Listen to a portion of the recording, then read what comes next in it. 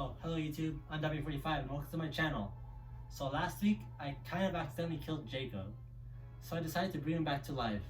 However, I need to generate electricity for that, and I do not have enough money to generate electricity. So I'm gonna do it the old-fashioned way. I got a balloon, I'll rub it on my head, and then I'll touch him, and hopefully that'll be enough electricity to bring him back to life. Alright. Hopefully this works.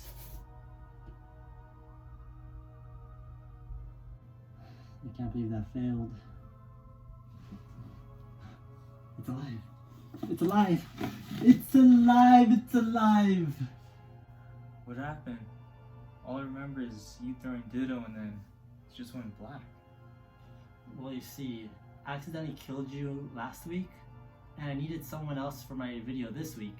However, I didn't want to go through the hassle of talking to people and accidentally leaving my videos, so I decided to do the easier thing and bring you back from the dead.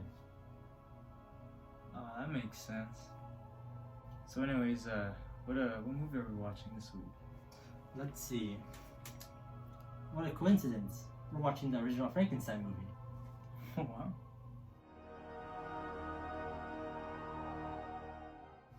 Wow, I can't believe I actually died. The whole perception of the afterworld? I cannot comprehend what just happened to me. Yeah, stop being over dramatic. Let's get this movie review out of the way already. So Frankenstein follows this guy, Henry Frankenstein, as he attempts to reanimate a dead body back to life. So in my opinion, this was a really great movie. It definitely is a classic movie. Of course, being released in 1931. Sometimes movies don't age well, but this one does pretty much stand out and stand up to the test of time. It's done very well, all the characters are great, and even the monster himself is great. What do you think of it?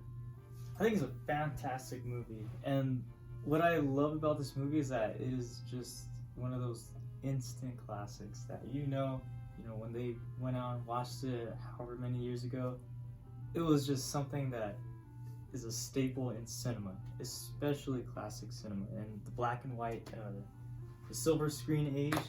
It's a fantastic movie, and I just think that what's good about it is they actually sort of humanize the monster, and it's done in a very good way, whereas you sort of feel bad for the monster because there's a scene in the movie, I'm not going to spoil it, even though it came out almost 100 years ago, where Frankenstein does something on accident, but he doesn't realize what he's doing because essentially he was like born yesterday.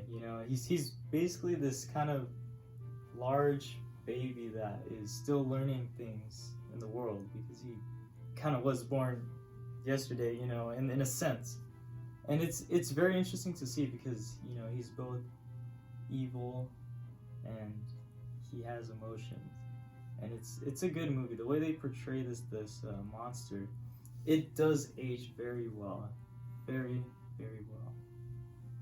Definitely is a great movie, and of course you don't want to go into too much spoilers, but if you just want to hear us go more in depth about this movie as well as the Bride of Frankenstein movie, we will be making a discussion video where we go more in depth, and it is spoiling more about the two movies and talking about how we like them and how they relate to each other. Yeah, so finally, there's not much else to say from this movie. It's just that it's good because it's really fantastic, especially considering the technology that had at the time in 1931. It was done very well. So yeah, so with that being said, my final rating would have to be a 10 out of 10. It's such a classic movie, and I just love it so much. And what about you? 10 out of 10. Not biased or anything, not biased, but it's one of those movies where, you see something in the frame, and it's just such an iconic movie and what I like about it is the use of black and white and how, the director, James Whale, he knew what he was doing. And Boris Karloff, the actor, he made Frankenstein as threatening as he can, just as a physical presence. He is such a large man. Yeah. Oh my gosh, the very first scene of Frankenstein, you see him kind of like as this big figure, he's turning around, and then it zooms in on his eyes, and it's an iconic scene. Definitely, especially when he's kind of bringing Frankenstein back to life. That scene, it's alive. It's alive. Oh yeah, Very classic.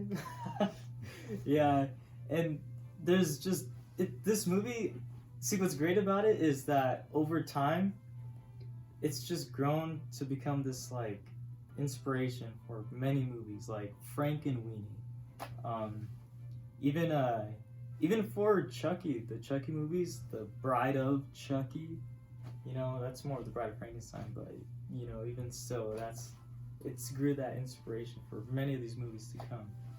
Then again, if you want to hear us talk more about it, we'll make another video, and be sure to check that out next week. That was a great video. Say, how did you bring me back to life? Oh, I can't tell you that. That's too much power for one single person to handle. Too much power? It's almost like you don't want me to know. I kind of don't, because the fact that I still know kind of isn't the best, but if that secret to go out into the world, we could destroy the whole face of Earth, all of humanity, altogether.